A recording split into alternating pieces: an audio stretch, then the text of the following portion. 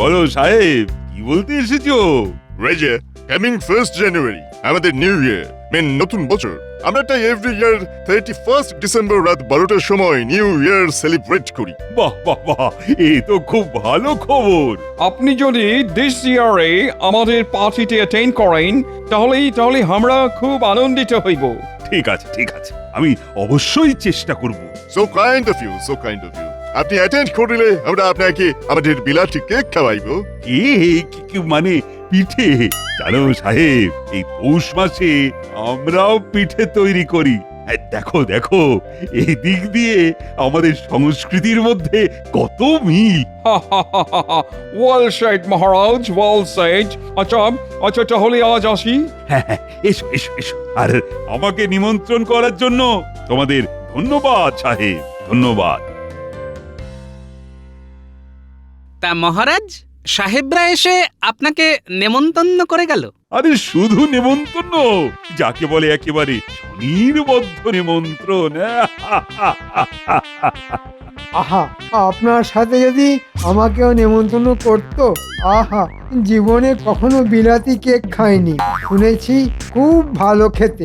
বাবা, কেকের কথা শুনেই তো দেখছি আপনার মুখ দিয়ে লাল ঝরতে শুরু করে দিল। দেখেছেন মহারাজ, আমি সরল সিধে মানুষ, সাদা মনে কাদা নেই, তাই আগ বাড়িয়ে মনের ইচ্ছা প্রকাশ করেছি মাত্র। আর দুঃখ পেতে হবে না মন্ত্রী মশাই। মহারাজ, আপনি কেক খেতে গেলে মন্ত্রী মশাইকেও সঙ্গে করে নিয়ে যান, তাতে যদি এই সরল সিধে মানুষটার মনের দুঃখ একটু কমে। এই থামো থামো সব, রঙ্গরসিকতা থামিয়ে আমার একটা প্রশ্নের জবাব দাও দেখি। আচ্ছা, গত পৌষ মাস থেকে এই পৌষ মাস পর্যন্ত তোমরা কে কি কাজের কাজ করেছো বলো তো? মানে এই 1 বছরের কাজের ফিরিস্তি চাইছেন? মনে করো তাই। এই 1 বছরে আমি তালিম দিয়ে 100টা নতুন সৈন্য তৈরি করেছি মহারাজ। বেশ বেশ, খুব ভালো। তা রাজপণ্ডিত, তুমি কি করেছো? আমি ছাত্র পড়িয়ে তাদের শিক্ষিত করে তুলেছি। আমি প্রতিদিন অসুস্থ মানুষকে চিকিৎসা করে সুস্থ করে তুলেছি। আমিও বেকার বসে থাকিনি মহারাজ। 1 বছরে আমি 350টা পদ্য রচনা করেছি। আর এই যে গোপাল, এই 1 বছরে তুমি কি করেছো? হ্যাঁ, আমি রাজসভায় এসে হাস্যরস পরিবেশন করে সকলের মন ভালো করেছি। আর বিপদে আপদে বুদ্ধি আর সৎ পরামর্শ দিয়ে আপনাকে আর এই রাজ্যকে নানান বিপদের হাত থেকে বাঁচিয়েছি। আমাদের সকলকে উদ্ধার করে দিয়েছো। এই যে মন্ত্রী, তুমি কি করেছো? আমি, ও হ্যাঁ হ্যাঁ হ্যাঁ, মনে পড়েছে, আমি রোজ সময় মতো রাজসভায় এসেছি। তা এসেছো? বাহ, কিন্তু এসে কাজের কাজটা কি করেছো? মানে এই মুহূর্তে সেগুলো ঠিক মনে পড়ছে না মহারাজ। আমি মনে করিয়ে দেব মন্ত্রী মশাই। তুমি ঠিক আছে, দাও। সুকর্মের পরিবর্তে বেশ কিছু দুষ্কর্ম করেছেন আপনি। যেমন কোষাগার থেকে টাকা সরাবার মতলব করেছেন, যদিও আমার বুদ্ধির কাছে হেরে গিয়ে আপনার সেই মতলব ভেস্তে গেছে। এ বাবা, এ তুমি কি বলছো গোপাল ভাই? আরো শুনতে চান? না না, থাক থাক, মন্ত্রীর কথা যত না বলা যায় ততই ভালো। আর বিজ্ঞানী, তুমি এবার বলো। আমি এই 1 বছরে অনেক পরিশ্রম করে এক আশ্চর্য আকাশযান তৈরি করেছি মহারাজ। যে যানে চড়ে কমপক্ষে 10 জন খুব অল্প সময়ে অনেক দূর থেকে ঘুরে আসতে পারে। তাই নাকি? এ তো খুব ভালো আবিষ্কার। তা এতদিন জানাওনি কেন? ভেবেছিলাম কাজ সম্পূর্ণ হলেই আপনাকে জানাবো। তা কবে সম্পূর্ণ হবে তোমার ওই আকাশযানের কাজ? সম্পূর্ণ হয়ে গেছে মহারাজ, এবার আপনি বললেই চড়াতে পারি। ঠিক আছে ঠিক আছে, খুব তাড়াতাড়ি সকলে মিলে চড়বো তোমার ওই আকাশযানে। তাহলে আজকের মতো রাজসভা এখানেই শেষ। কাল সকলে আবার এসো কিন্তু। বিজ্ঞানীর এই আকাশযানের কথাটা সাহেবদের কাছে পৌঁছে দিতে পারলেই অনেক টাকা পুরস্কার পাওয়া যাবে। তাহলে আর দেরি কেন, আজই গিয়ে খবরটা ওদের কানে দিয়ে আসি। গিন্নি, ও গিন্নি, বলো, কি বলবে? আমি একটু বেরোচ্ছি। কোথায় বেরোচ্ছ? একটা বিশেষ কাজে। কাল থেকে আমরা এই মাঠেই বল খেলবো। মাঠটা কত বড়, আর মাঠ ভর্তি কি সুন্দর ঘাস। মাঠটা হবে? সাহেবগুলো তো আর ভালো নয়, আমাদের দেখতে পেলেই তো তাড়া করে। আরে এত ভয় পাচ্ছিস কেন? এখন তো কোনো সাহেবকে দেখতেই পাওয়া যাচ্ছে না। নে নে, ছুটে গিয়ে ধর।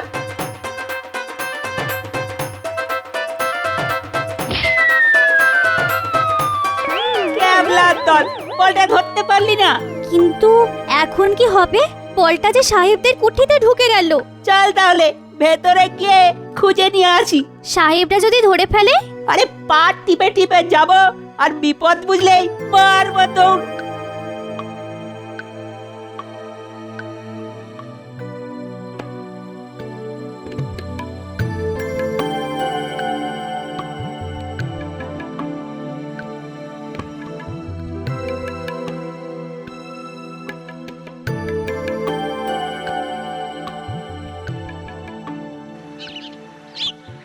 বলবো কি সাহেব, আমাদের বিজ্ঞানী এমন একটা আকাশযান তৈরি করেছে যে আকাশযানে চড়ে হুশ করে অনেক দূর চলে যাওয়া যায়।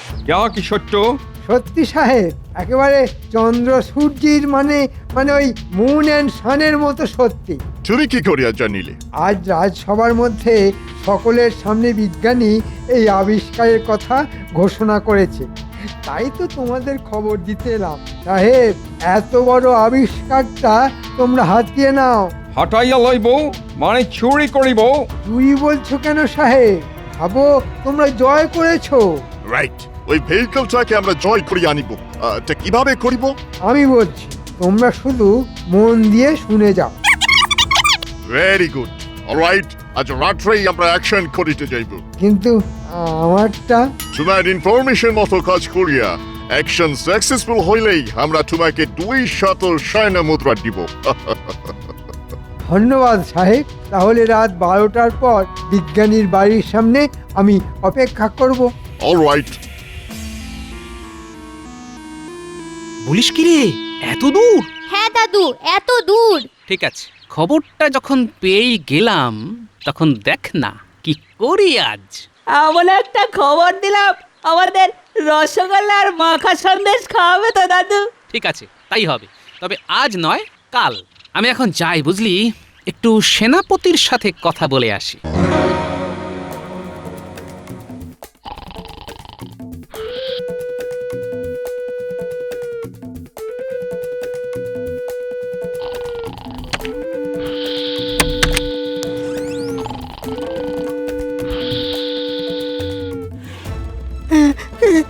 কে কে কে তোমরা? কি চাই? কুইক! পোড়া কপাল, এখানেও সেই গোপাল। আমি বাবা পালাই।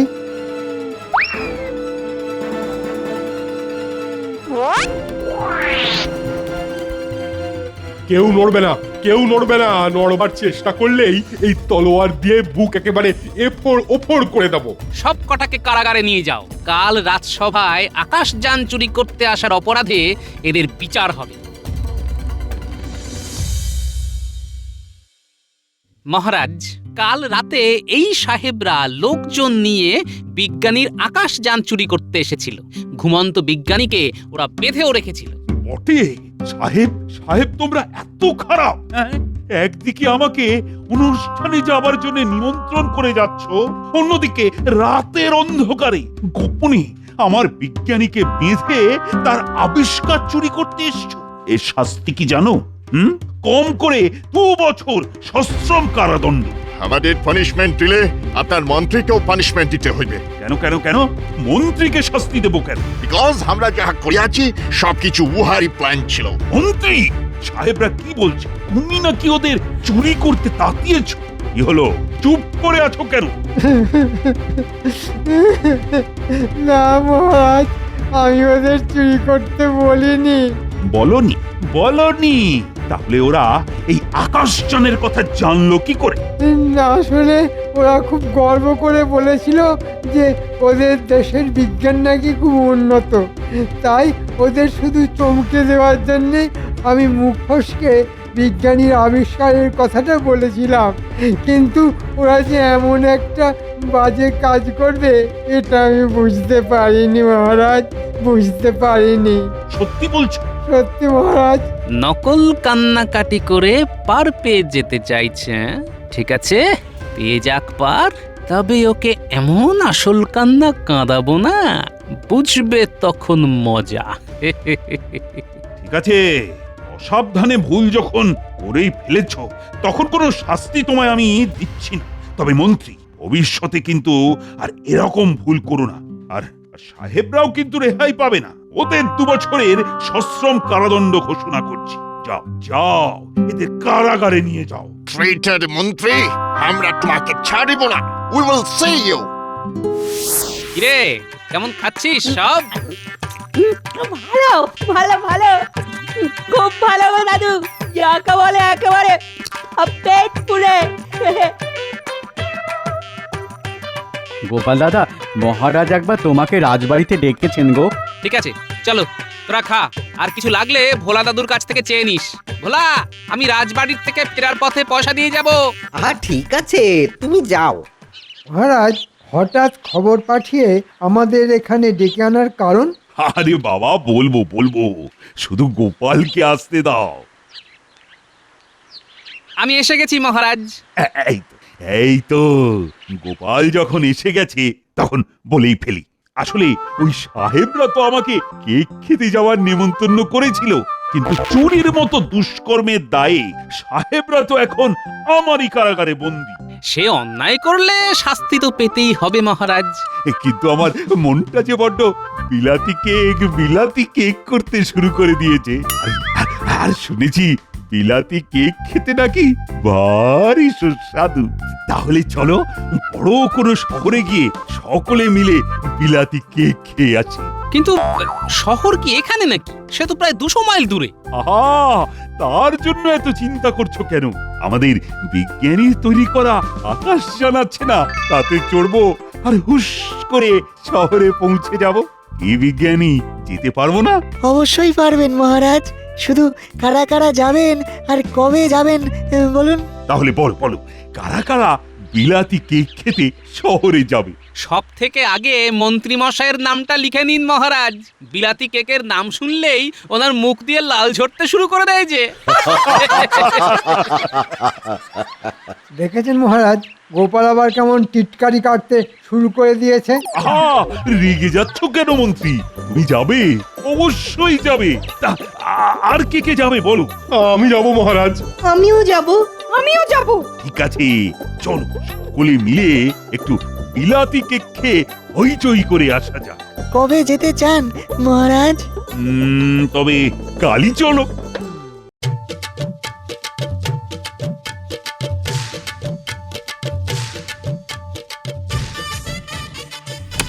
সকলে নিজের আসনে বসুন, আর যান শুরুর মুহূর্তে একটু ঝাঁকুনি লাগবে, তাই আসনের হাতলটাকে শক্ত করে চেপে ধরে থাকবেন। এই বিজ্ঞানী যা বললো সকলে কিন্তু তাই কর। বাপরে, কি আওয়াজ! হ্যাঁ, প্রথমটা হবে, তারপর আস্তে আস্তে কমে যাবে। হ্যাঁ,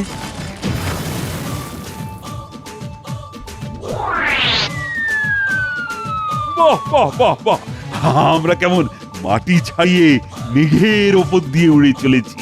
সত্যি সত্যি বিজ্ঞানী, ধন্য ধন্য তুমি, আর ধন্য তোমার আবিষ্কার। আমরা এখন শহরের এলাকার মধ্যে চলে এসেছি। এই তো উঠলাম, এরই মধ্যে শহর এসে গেল। মহারাজ, এই হলো আকাশযান, বাতাসের বেগে ছোটে।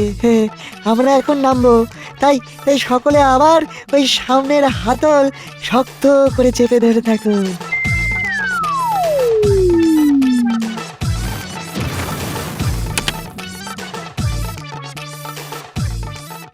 হ্যাঁ, সকলে এবার এক এক করে বেরিয়ে আসুন, আসুন আসুন।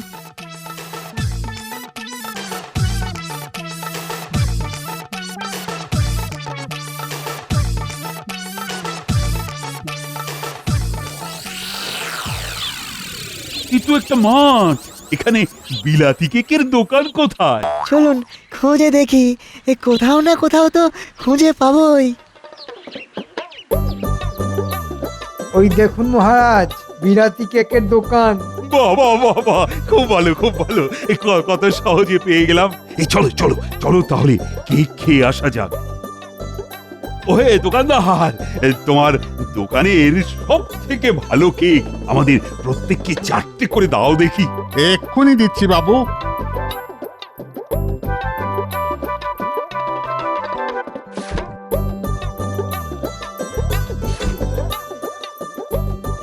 হুম, হুম, হুম। বাহ বাহ বাহ, বড় ভালো। এই না হলে বিলাতি কেক। সত্যি মহারাজ, মুখে দিলাম আর মিলিয়ে গেল। কেক তো ভালোই খাওয়ালে। তার দাম কত? আগে আসল বিলাতি কেক তো, তাই দাম একটু বেশি। ওই মানে সর্বসাকুল্যে 10 টাকা। তোমার কেক খেয়ে এত খুশি হয়েছি যে 10 টাকার পরিবর্তে আমি তোমাকে 2টি সোনার মোহর দেব। 10 টাকার বদলে 2টো সোনার মোহর, এ তো আমার স্বপ্নেরও অতীত। তা হাতে তো এখনো কিছু সময় আছে। চলো চলো, শহরের আশপাশটা একটু দেখে আসি। আমি কোনোদিন শহর দেখিনি। চলুন মহারাজ, শহরটা দেখে আসা যাক। ওহ, ওহ, আমার আমার পা ব্যথা করছে। তাই আপনারা যান, আমি এই দোকানে একটু বসি।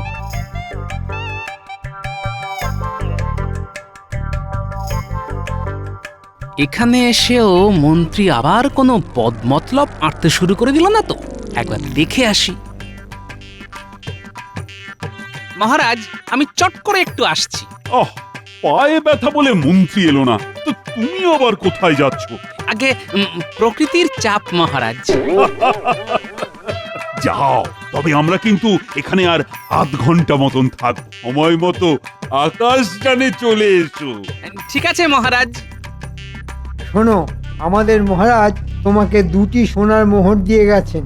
একটা তুমি রাখবে, অন্য মোহরটার বদলে যতগুলো বিলাতি কেক হবে সবগুলো একটা বাক্সে ভরে এক্ষুনি আমাদের আকাশযানে পাঠিয়ে দেবে। কিন্তু আপনাদের মহারাজ তো এসব কিছু বলে গেলে না।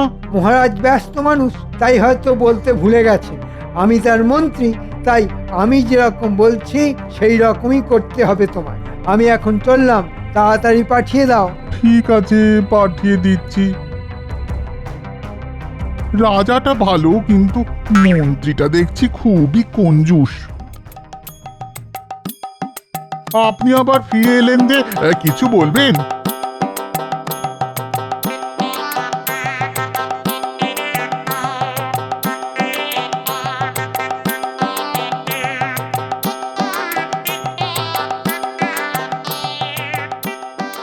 এবার তাহলে আমরা আকাশে উড়বো।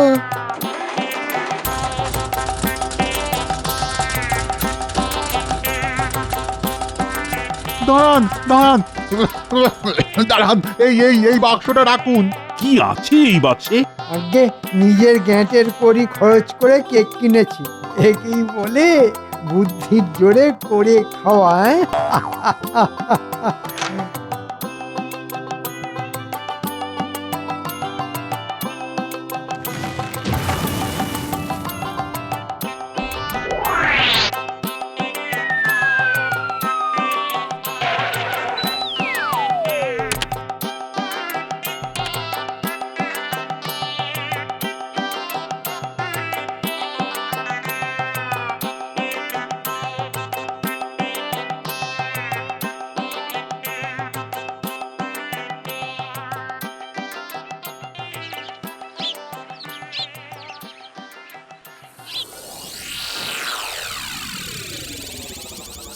মন্ত্রী, কাউকে কিছু না জানিয়ে বিলাতি কেক তো কিনলে। তা কি কি কেক কিনলে সেটা একবার দেখতে পারি কি?